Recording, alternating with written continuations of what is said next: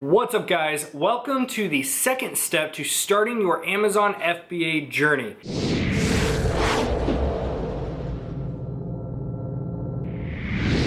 Now, whether you're going to do Amazon FBA, which is fulfillment by Amazon, having Amazon ship the products for you and take care of customer service, or if you're going to do merchant filling, which is you keep the product on hand and when the customer purchases, you ship it to the customer and you get to handle all customer service. No matter which route you decide to go, you need to have an account. So we're going to dive in and show you how to set that up. All right, guys. So once you get onto the Amazon Services website, you have a few different things to check out here. Now, you can just jump straight in, start selling. You can click that button right there if you want to, or I recommend you actually go through and do a little bit of research because you need to know what you are getting yourself into. This is your business moving forward, so you need to know the ins and the outs on how this all works. So you can see Amazon already has their base of customers ready to purchase. That's why we're using the Amazon platform, because that's already there. You don't have to go out and market this stuff yourself. Number two, you can choose the FBA option, which I'm a big fan of, and have Amazon do pretty much most of the work for you. And then number three, because of that existing customer base, you get to have your products right in front of them already. Now, a couple different options. One, you have a pro account, and then number two, you have an individual account. I'll go through the differences between those. So we're gonna go up to benefits.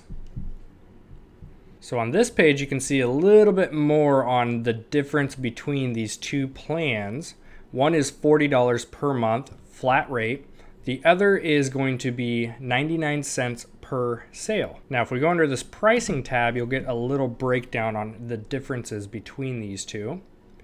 So here's the big difference. The professional plan is a flat $39.99 per month. There's no extra 99 cents per sale. So this is a great plan if you plan on selling more than 40 items per month. Now, as an individual, you do not have to pay the $40 per month. You just pay per item sold. So if you plan on selling less than 40 items per month, then you probably just want to pay the 99 cents per item, plus your typical Amazon fees that you'll see come with that. So now let's go under eligible categories.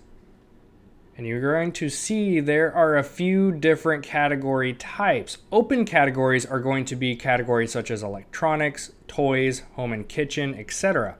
These mean that you do not need any type of approval to sell in those main categories. Now, categories requiring approval, this means specifically the big three is what we refer them to as. This is going to be grocery, health and personal care, and beauty. These three big categories, to get ungated in these or apply to get approved, you'll hear the term ungated. And in order to make that happen, you must have invoices from either distributors or from the manufacturers themselves.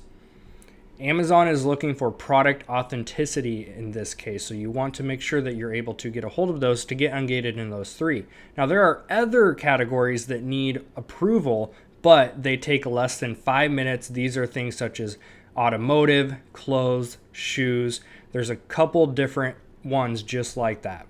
And then if you want to check out how to get approval in any of the categories that need it, all you do is go to this contact us right here and they'll tell you exactly what you need. So scrolling down to the categories on this page, you can go ahead and scroll through and it will tell you exactly what types of products are under the categories, what conditions you are allowed to sell in, and if there is approval required, and pretty much exactly how to do it. Everyone's always asking, how do I get ungated in beauty?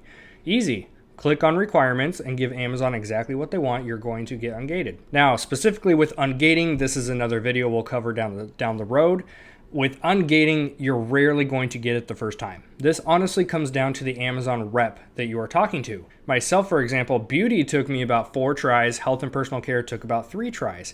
Everyone is going to be different, so you just need to make sure, number one, you have those invoices that are legit, and number two, you just have to be persistent with applying. A big benefit of a pro account is you can get ungated inside of these categories. If you are an individual seller, you cannot. You have to stick with things like books or baby. You have to stick with those types of open categories.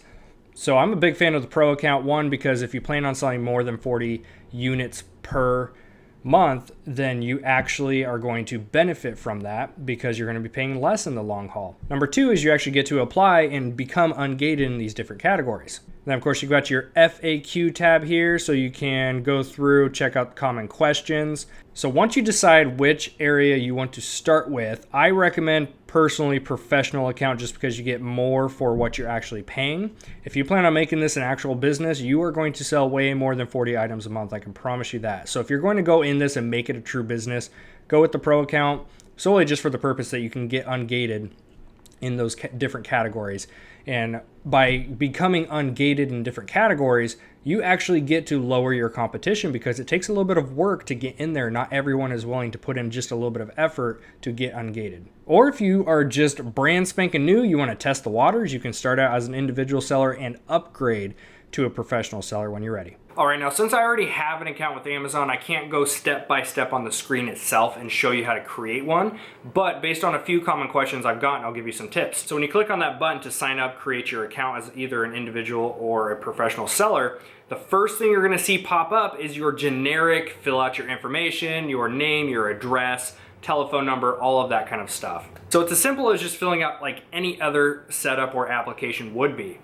Now, a few common questions. Number one is, Chaz, do I need a business license to run this? The answer is no. You can sign up with just your social security number and your name. This is called a sole proprietor. This means it's just you personally. This is going to run through your social security number come tax time as a personal income. Now, if you have an LLC and you have gone through the steps to establish that, then you are going to use your EIN or employer identification number. After you fill out that first page, next page, you're gonna see something called display name. This is a common one that people are thinking, I don't know what display name is.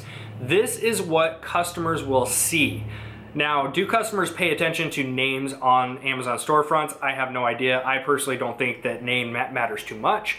I think you just put in whatever you want the customer to see. So this can be your average Joe sales. If you're very generic, if you are specifically in cell phone, then you could do something with Cell Tech USA or something like that. But the thing with your display name, don't go fancy, don't waste a lot of time trying to think about the perfect name because it really doesn't matter. And you can always change it in your settings. It's literally just 2 clicks, change it, boom. There's no penalties, there's no fees or anything like that. You can always change it. Now on the next page, you are going to have to put in either your credit card or a Visa debit card. This is used as your payment method. So let's say you have had no sales and the month comes up and you owe that $39.99.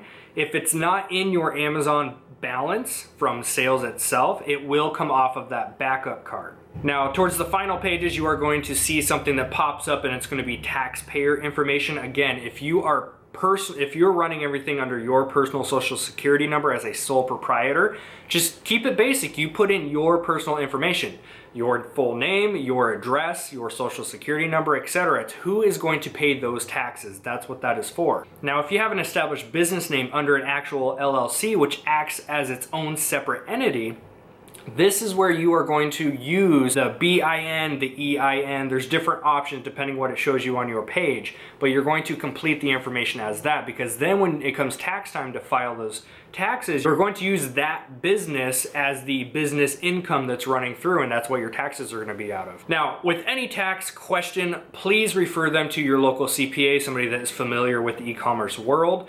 None of us up here on YouTube or in the Facebook groups can help you with tax information because it does vary state by state, even down to county by county. So we can't answer those questions for you. So I highly recommend you talk to a CPA. A lot of them will do free consults if you want to sit down and say, hey, here's my situation. I signed up for this Amazon business. What's the right way to get my stuff set up in my state? But aside from that, the setup process is very simple. After that is all complete, you're going to have full access to your Amazon Seller Central, which acts as your online office. And this is where the fun begins. Be sure to hop over to number 3, check out what you need to do next, and I'll see you there.